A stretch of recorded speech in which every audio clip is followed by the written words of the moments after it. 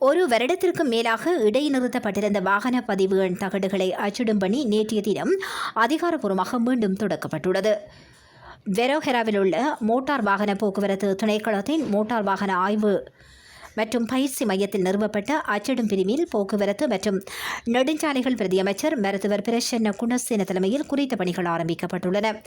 இலங்கையில் கடந்த 22 ஆண்டுகளாக வாகன பதிவு எண் தகடுகளை அச்சிட்டு வந்த தனியார் நிறுவனத்தின் அதிகாரப்பூர்வ ஒப்பந்த காலம் கடந்த ஆண்டு ஏப்ரல் மாதம் முடிவடைந்ததை தொடர்ந்து அச்சிடும் பணிகள் தற்காலிகமாக இடைநிறுத்தப்பட்டிருந்தன.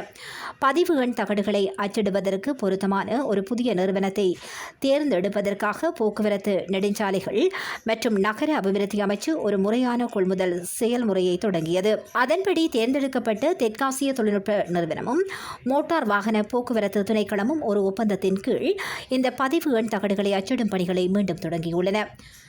அதன்படி மோட்டார் சைக்கிள், முச்சக்கர வண்டிகள், கார்கள், வேன்கள் மற்றும் பேருந்துகள் உள்ளிட்ட அனைத்து வாகனங்களுக்கும் பதிவு எண் தகடுகள் அச்சிடும் பணி இன்று முதல் விரைவுபடுத்தப்பட்டுள்ளது.